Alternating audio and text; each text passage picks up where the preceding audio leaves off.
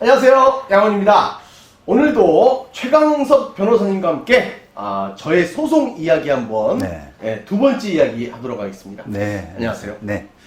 영등포 네. 토지의 네. 그 소송 두 번째 이야기죠. 네. 그래요. 일단 우리 양원 씨 이제 진행된 소송 그렇죠. 그 부분을 설명을 해드려야 되는데 저번까지 그 소장이 들어갔고 네. 가처분 이제 결정을 받으려고 준비하고 있었는데 받았죠, 그죠? 받았죠. 네, 이번에 받았죠. 네. 등기도 났습니다. 등기도 났고요. 네. 네, 그래요. 그런 과정인데요. 일단은 우리가 가처분하고 이제 본안 사건이 있는데 본안 사건부터 네. 조금 설명을 해보죠. 자, 여기 자리 한번 볼까요? 여기 대법원 이제 홈페이지고요.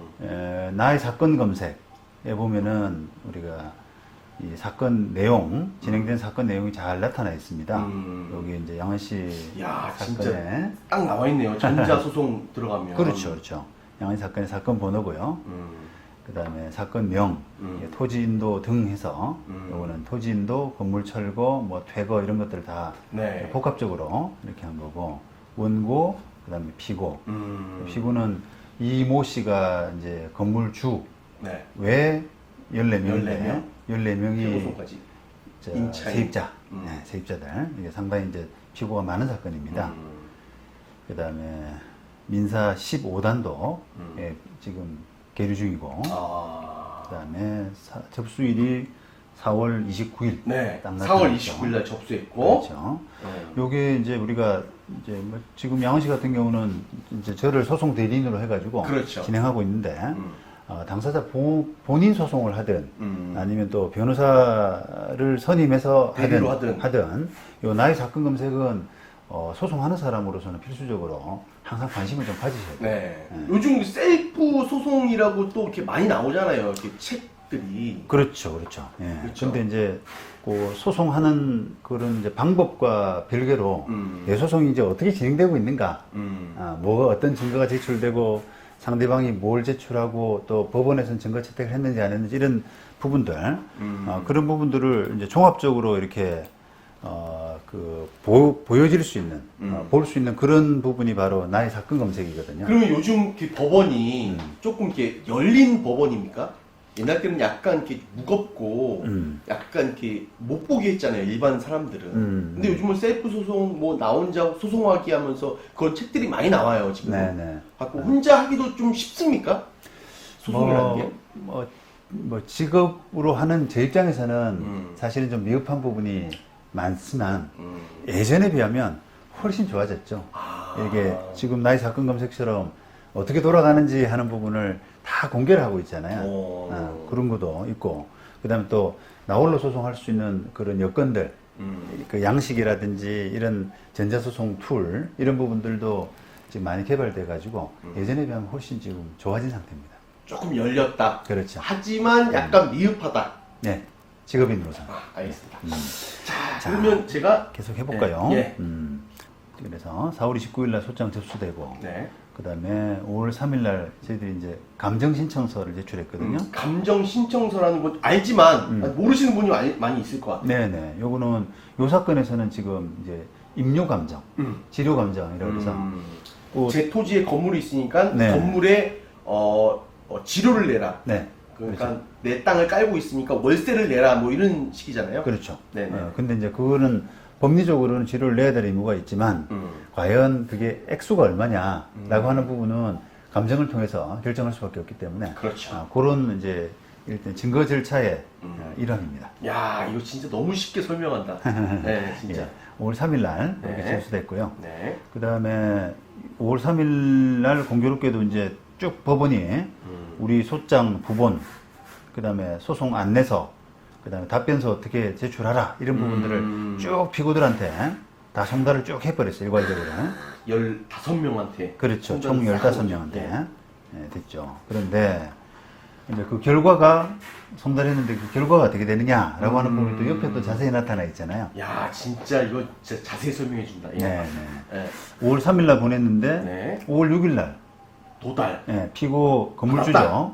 피고 1 건물주는 5월 6일 날 받았고, 그다음에 피고 2 세입자는 5월 6일, 그다음에 피고 3은 5월 7일, 그다음 나머지는 이 송달이 아직 안 된 겁니다. 그리고 피고 8도 5월 7일 이렇게 해서 일부가 지금 송달되고 또 일부는 송달이 안 되고. 그러면 이게 우체부 아저씨가 줘서 받은 거죠? 받았다는 그렇죠. 네, 사인을 하든가 한 거죠? 네, 법원은 이제 우리가 일반 우편물이 아니라 소위 말하면 그 등기 우편물입니다. 법원은 법원에서 뭐 소장 부분이라든지 이런 부분들은 중요한 문서이기 때문에 그거를 반드시 등기 우편으로 하도록 되어 있거든요. 그렇죠. 직접 이렇게 사인 받게. 그렇죠. 예. 네, 그래서 지금 받았다라고 하는 사람들은 본인이나 아니면 가족이 직접 이제 수령을 한 거죠.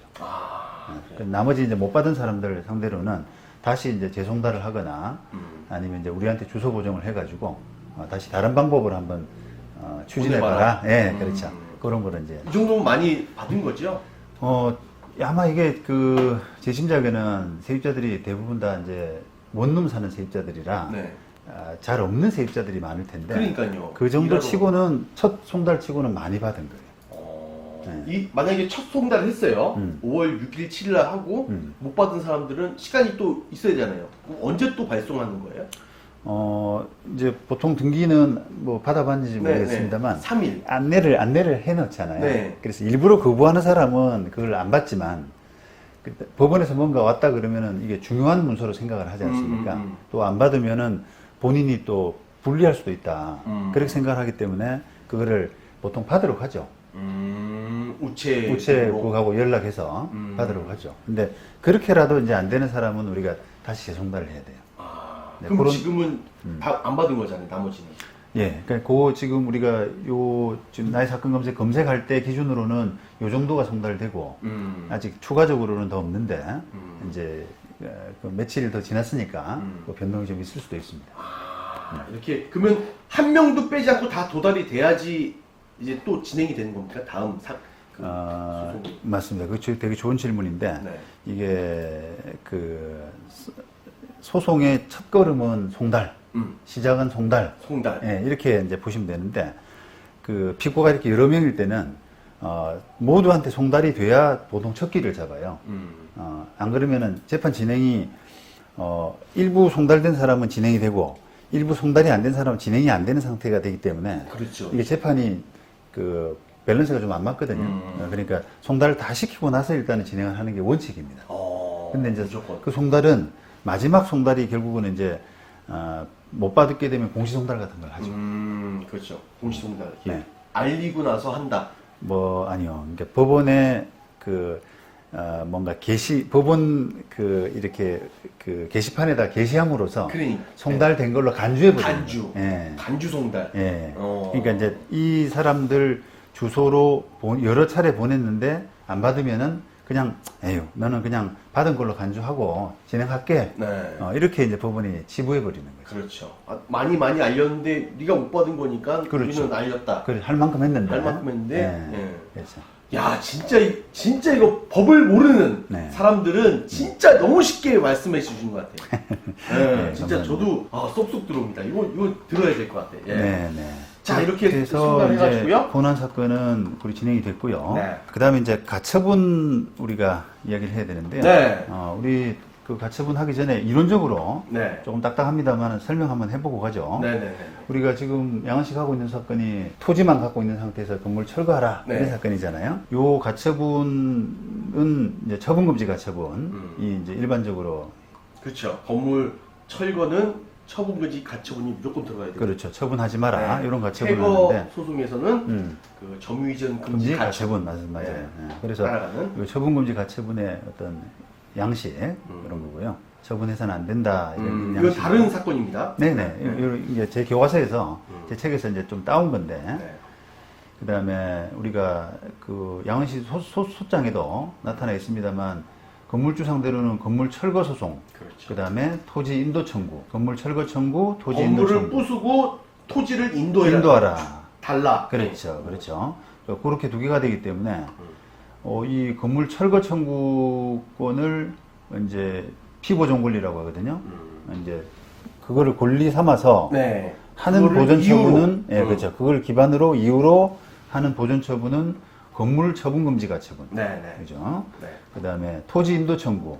요거를 피보존 권리로 하는 보존 처분은 토지에 대한 그렇죠. 점유이전 금지 가처분. 네. 이렇게 되잖아요. 예, 근데 원래는 이제 두 개를 다 할 수가 있는데 네. 보통 통상적으로는 건물 철거 청구, 토지 인도 청구는 약간 동전의 양면하고 비슷하다고 생각을 해요. 일반적으로. 그래서 건물 철거, 건물 처분금지 가처분만 하면은 일반적으로는 그냥 무난하다고 문제 없다고 생각을 합니다. 원래는 두 개를 같이 해야지 맞지만 그렇죠. 같이 할 수도 있지만 할 수도 있지만 네, 같이 하나만 할 수도 해도 있지만. 똑같이 하는 걸로. 예, 건물을 처분하지 마라라고 하는 것은 다른 데 처분하지 마라는 건물을 처분과 토지 인도는 같이 맞물리는 거잖아요. 그렇죠. 예, 그러니까 네. 그냥 건물 처분금지가 처분만 때려놓게 되면 토지 처분하기는 힘들다, 인도하기는 힘들다, 다른데 다른 사람한테 정리 넘기기 힘들다 이렇게 보는 거죠. 예, 근데 간혹 가다가 이제 건물이 이게 미등기 건물이 있습니다. 많죠. 예, 네. 미등기 건물이 있으면은 그 건물 처분금지 가처분이 안 돼요. 건물 처분금지 가처분은 없으니까. 그렇죠. 잘하시네. 그죠? 건물 처분금지 가처분은 등기부에 등재함으로써 하게 되는데, 그렇죠. 그 등기부가 없다 보니까 그런 경우는 예외적으로 이제 점유이전금지 가처분, 토지를 다른 사람한테 넘기지 마라라고 하는 점유이전금지 가처분. 그러니까 건물이 없는 걸로 보니까 땅만 있으니까 너 여기 땅에 살고 있으니까 나가지 말아라. 네. 네. 또 쫓아낼 거니까. 그렇죠. 그렇게 하면 이제 어떻게 집행을 하냐면 가서 그냥 거기다 건물에다가 토지인도를 다른 사람한테 넘기지 마라라고 하는 게시물을 붙이고 와요. 집행관이. 등기부에다 올릴 수가 없으니까. 네. 집행관이 가서. 네. 토지에 대한 점유이전 금지 가처분의 집행 방법이 바로 그 토지 쪽에 적당한 게시물을 붙이고 오는 그런 절차. 딱딱할 수 있지만 진짜 쉬운 겁니다. 여러분들 진짜 쉽게 설명하는 거예요. 그렇죠. 네, 진짜 쉽게 설명하니까. 그러니까 네. 좀 길고 딱딱할지라도 그러니까 이해가 너무 쉬울 것 같아요.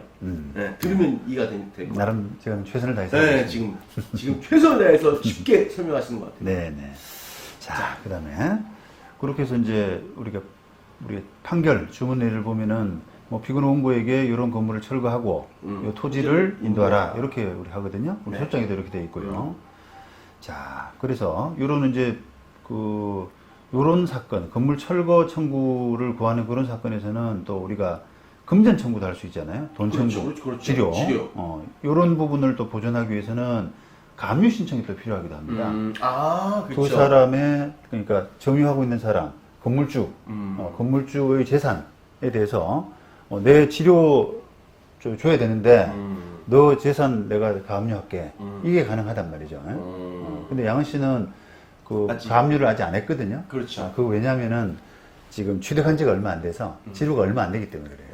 치료가 많이 쌓이게 되면은 이제 우리가 뭐 2천만 원, 3천만 원 이렇게 금액이 커지게 되면 그렇죠. 법원이 이제 그 정도 금액으로 그 정도 금액을 받기 위해서 보존의 필요성이라는 표현을 쓰거든요.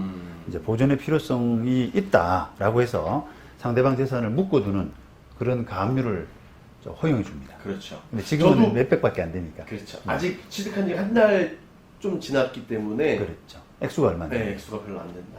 네. 우리 점유자에 대한 퇴거 청구권이 있지 않습니까? 네. 요거는 이제 점유이전 금지 가처분 필요하다고 말씀드렸죠. 자, 여기까지가 이제 총 정리가 되는 셈이고. 자, 본격적으로 이제 우리 양원 씨 사건으로 돌아와서요. 네. 자, 우리가 부동산 처분금지 가처분을 지금 했잖아요. 네, 했죠. 채권자 양원입니다. 그다음에 채무자 이모 씨 되고요. 소속물 가액이라 그래서 뭐 이제 목적물 뭘 가처분할래 하는 게 건물이고요. 영등포 건물이죠. 네. 그다음에 목적물 가액은 이제 근데 이거는 어떻게 찾은 거예요? 1억 1,490만 원을 어떻게 계산을 한 겁니까? 저도 이거 궁금해서 이제 물어보는 거예요. 일종의 이제 법원의 소속물 가액이라 보시면 되는데요. 우리가 뭐 돈 빌려준 돈을 달라. 내가 1억 빌려줬는데 돈을 안 주기 때문에 1억 달라. 그러면 그 대여금 사건 아닙니까? 그렇죠. 딱 1억이 정해진 그 대여금 사건은 그냥 성과가 1억이에요. 네. 금전이니까. 네. 근데 내 땅에 너 건물을 철거해야 되는 그런 소송이면 네. 딱 뭔가 좀 이렇게 안 와닿잖아요. 그렇죠. 돈을 감정을 해야죠. 그렇죠. 돈으로 얼마 계산해야죠. 예. 맞습니다. 근데 이제 그런 계산하는 시기 그 소가 산정에 관한 규칙이 있습니다. 그러니까요. 법원에. 그거를 이제 예를 들면 이제 건물의 공시지가라든지 이런 것들을 대입해서 법원의 나름대로 계산하는 룰이 있는 거예요. 아, 법원만의 룰이 계산법이 있는 거예요? 네, 법원 규칙으로 만들어져 있습니다. 아, 그럼 그걸 대입해서 계산해서 나온 게 이 가액인 거예요? 그렇죠. 근데 이건 일반인들 다 모를 것 같은데요? 그래요. 그러니까 그래서 이제 전자소송을 하게 되면 그런 게 편합니다. 예전에 전자소송이 안 될 때는 그 우리가 책을 보고 막 이렇게 뒤져서 막 이런 사건에서는 이렇게 계산한다 해서 나름대로 그게 우리 법원 그 실무하는 사람들의 노하우였거든요. 네. 그런데 법원이 이제 전자소송을 딱 만들어 놓고 그냥 이렇게 클릭만 하면 되도록. 아, 진짜요? 이제는 그러니까 뭐 몇 평 넣고 어디 넣고 막 하면 네, 딱 계산이 쫙 나오는 거예요? 네, 그렇죠. 네, 그래서 상당히 이제 편해진 거죠. 자, 그래서 우리가 피보존 권리의 요지는 우리가 건물 철거 청구권이죠. 네. 그래서 이 건물에 대해서 뭔가 팔거나 뭐 다른 사람한테 증여하거나 이런 것들을 하지 마라. 저당권 설정을 하지 말아라. 네. 그렇게 했고 신청 원인은 이제 철거 이러이러해서 네. 내가 철거를 해야 된다라고 하는 그런 부분이고요. 그다음에 이제 우리 가압류 가처분에서 보존의 필요성이라고 하는 용어를 많이 씁니다. 보존의 필요성. 예. 왜냐하면 이거는 이제 우리가 본 소송하기에 앞서서 뭔가를 묶어두는 조치를 하는 거죠. 그렇죠, 그렇죠. 요거 같으면은 건물을 넘기지 마라고 하는 그런 처분 금지. 예, 처분 금지를 하는 가처분을 등기부에 올리는 부분이니까 왜 그게 그 지금 이렇게 시급하냐? 본 재판 받고 나서 나중에 하지. 왜 미리 하냐? 그런 것들을 이유. 그렇죠. 네. 이유. 그러니까 그래서 요거를 안 하게 되면은 저 물건이 도망가고 뭐 그렇죠. 딴데 법률 이사- 관계가 복잡해지고 뭐 이런 부분들 그렇죠. 그런 부분들 어떻게 보면 밧줄로 묶어놓은 거죠. 네. 네, 그렇죠. 도망가지 말아라. 네, 네. 뭐 이상한 짓 하지 말아라. 예, 그렇죠. 그래서 소송이 왜 끝날 때까지. 왜 도망가면 안 된다, 음. 왜 처분되면 안 된다라고 하는 그런 이유를 조금 이제 설명해주는 그게 바로 보존의 필요성입니다. 네. 그다음에 담보 제공은 이제 이걸 하셔야 되고요. 네. 자, 그런 이제 과정으로서 신청이 4월달에 들어갔었고요. 네. 법원은 이제 남부 법원으로 그렇죠. 신청- 영등포는 남부. 남부. 예. 그러니까요. 그죠? 그다음에 요거 토지 건물 표시 이렇게 했습니다. 신청했더니 이거는 저도 몰랐어요. 담보 제공 명령이라는 게 네, 가압류 가처분을 그 법원이 받아줄 때 담보를 법원이 이제 제공하게 하는 그 어떤 룰이 있는데요. 그거는 이게 가압류 가처분 단계라고 하는 것은 법원이 결정을 할 때 채권자, 다시 말하면 신청하는 네. 사람들의 주장과 그 다음에 증거와 그걸 일방적으로 그냥 받아들이고 하는 거예요. 그렇죠. 상대방의- 가짜 같은 게 그렇죠. 선 가짜인가요? 아니요. 임시. 임시 예, 가인가요? 예. 가처분, 가압류 가짜는 임시로 하는 그 임시. 처분인데, 그러다 보니까, 뭐, 채권자가 주장하는 거, 그 다음에 증거, 이런 거를 가지고 법원이 그 일방적인 주장만 가지고 듣다 보니까, 그게 나중에 잘못된 결론이 날 수가 있거든요. 그렇죠. 괜히 그냥 해코지 하려고 가압류하고 가처분할 수 소리, 있잖아요. 소리 위조할 수도 있는 예, 것이고. 예, 예, 예. 그러다 보니까 그걸로 인해서 이제 상대방, 채무자나 피신청인 예. 이런 사람들이 입을 손해, 이런 부분들을 조금 이렇게 하자는 겁니다. 아, 그 정도는 보존해 준다. 그렇죠. 네가 그걸- 만약에 잘못 그 채권자가 가압류 가처분으로 해서 피해를 입을 시에 이 돈으로 너를 그렇죠. 너의 아픔을 달래주겠다. 그래, 너 손해를 벌충해 줄게. 네. 라고 하는 뜻으로 이제 담보 제공을 하는데, 이 담보 제공이 법원이 봐서 권리관계가, 그 채권자 쪽이 제출하는 권리관계가 조금 명백하다라고 하면은, 담보를 좀 약하게 하고, 그 다음에 조금, 뭐, 많이 부족하다. 내가 설득이 잘 안 된다. 이게 왜 가압류 가처분 하는지 설득이 잘 안 돼라고 하면은, 마찬가지로 많이. 나중에 재판 가면 질 가능성도 있잖아요. 그렇죠, 이 사람이. 네. 그러니까 담보를 좀 많이 하도록 하는 거예요. 그리고 또 이제 우리가 담보 제공의 방법 중에서 지금 여기 나와 있듯이 이렇게 1,100만 원을 공탁해라. 그죠? 제가 가처분으로 그러니까 나쁜 마음으로 진짜가 아닌 가짜로 가처분을 했을 경우는 네. 1,100만 원을 준다는 거 아닙니까? 아니요, 이제 그렇게 하는 게 아니라 네. 1,100만 원을 그냥 손해액수는 나중에 얼마가 될지 모르죠.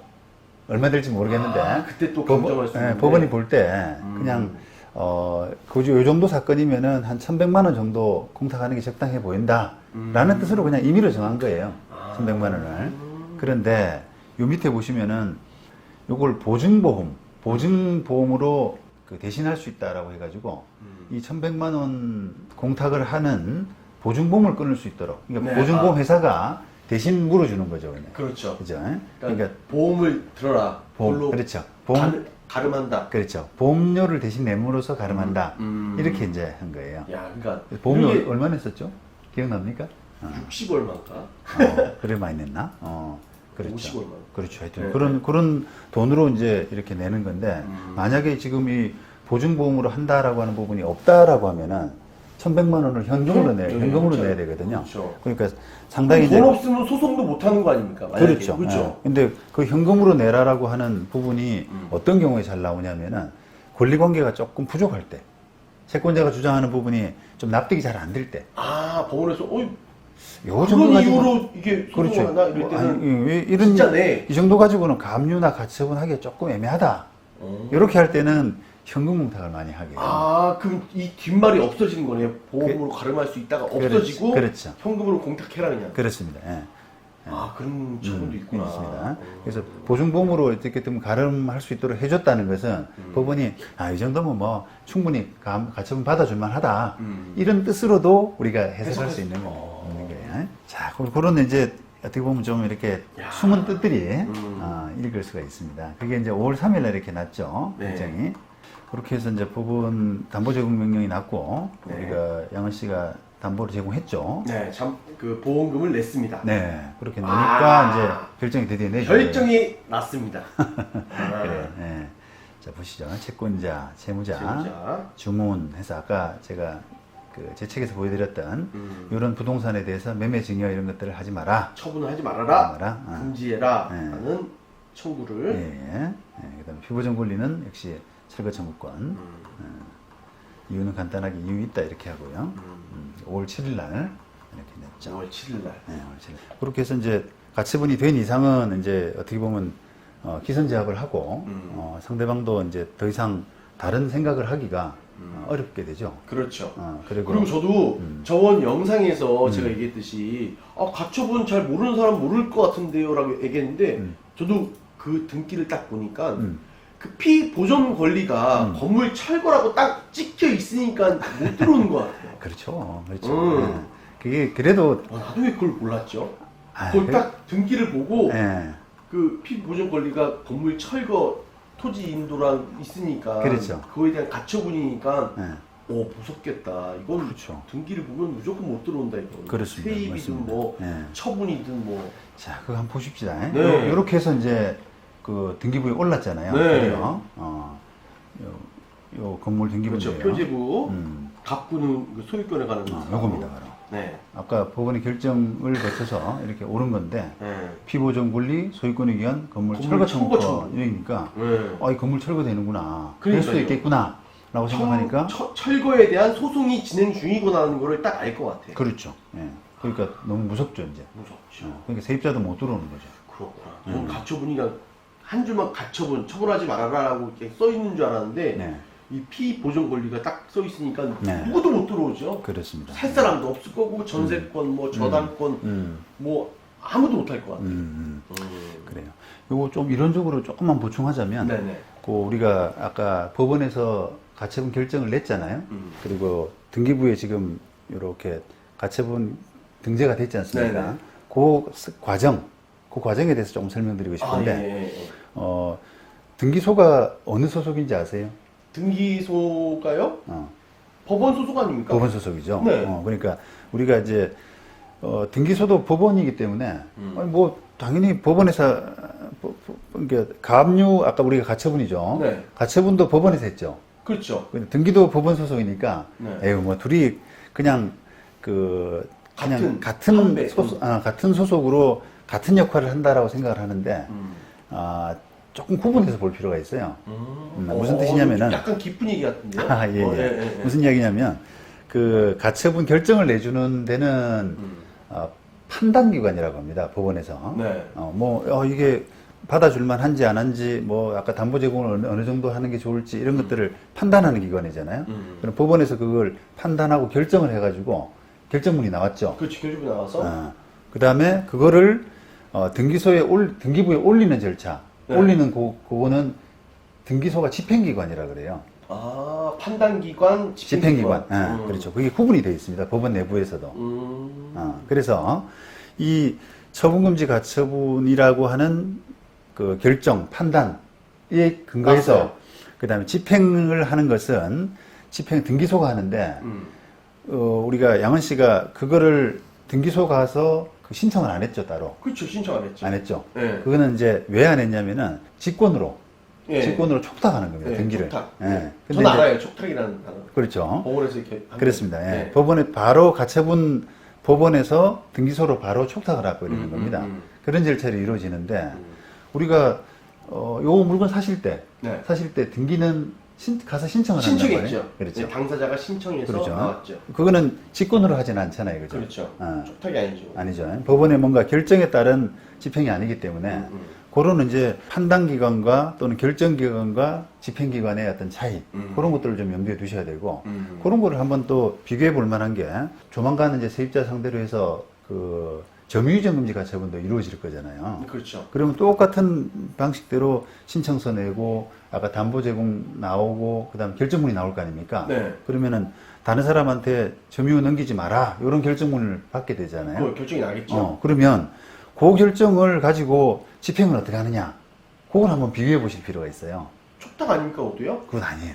아니에요? 촉탁 아닙니다. 그거는 이제 오. 그러니까 예를 들어서 이제 그래요? 나는 이렇게 그 채권자로서 발장을 끼고 법원이 결정이 났으니까 그걸 알아서 해주겠지라고 생각하면 오산인 거예요. 오. 지금은 우리가 등기는 알아서 해줬잖아요. 그렇죠. 직권으로. 네. 그런데 그 점유이전금지 가처분의 그 집행, 점유이전금지 가처분의 집행은 집행관 사무실에 가서 내가 신청을 해야 되는 겁니다. 직접. 그래서 집행관하고 날짜를 어레인지 해가지고 가서 이제 딱지 붙이고 하는 그런 절차들. 그러니까 점유이전금지 가처분은 등기에 올라가는 게 아니니까 촉탁이 될 수가 없네요. 그렇죠. 직권으로 할 수가 없는 절차죠.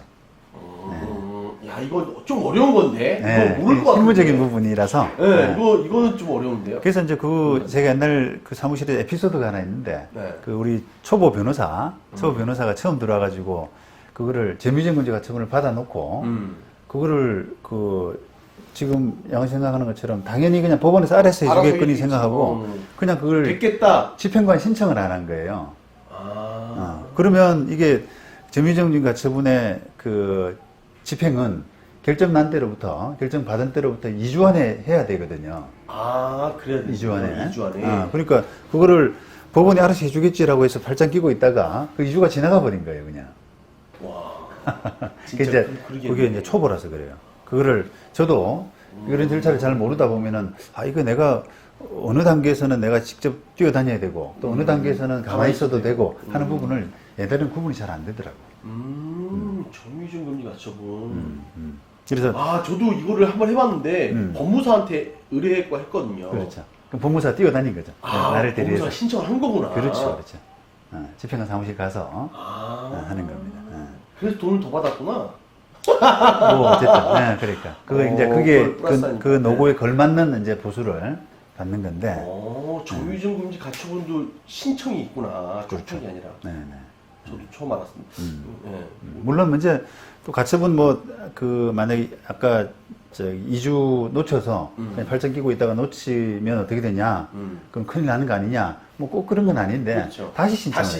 다시 신청. 번거로운 거죠. 그렇죠. 시간이. 예. 시간 번거롭고 또 혹시나 그 사이에 점유 변경이 일어나 버리면 이게 큰 낭패가 될 수 있고 이렇게 되는 거죠. 우리 양씨 사건으로 이야기할 게 참 많네요. 너무 많네요. 너무 길어지는 거 아닙니까? 예. 이거 시간이 너무 길어지는데? 네, 뭐. 이게 유튜브는 15분 넘어가면 안 보더라고요. 그래요? 너무 길어서. 근데 이 법을 이렇게 좀 관심 있는 사람들은 보면 진짜 도움이 너무 쉬울 것 같아, 진짜. 너무 쉬워요, 지금. 양원 씨가 또 이렇게 진행을 잘 해주고 하니까 네. 저도 또 이야기하고 싶은 게 자꾸 생기네요. 그래요? 네네. 너무 길면 안 됩니다, 변호사님. 네. 예, 그러시죠, 그러면. 네. 오늘 여기까지 하고. 네. 또 세 번째 이야기는 뭐 또 상황 나중에 변동이 있으면 네. 또 진행하는 걸로. 이렇게 알겠습니다. 이게 좀 지루할 수도 있지만 너무 쉽게 얘기하는 겁니다. 제가 맨날 얘기하는 게 아는 만큼 보인다라고 알아야지 당하지도 않고 네. 이렇게 법이라는 게 무섭게 느껴지지 않고 편안하게 나도 이렇게 해가지고 법을 이렇게 아는 거 진짜 아는 만큼 보이니까요, 여러분들 진짜 이 소송 이야기 잘 보시기 바라겠습니다. 네. 네. 네. 그러면 다음에 또 소송 세 번째 이야기로 만나 뵙겠습니다. 네. 안녕. 네, 안녕히 계세요.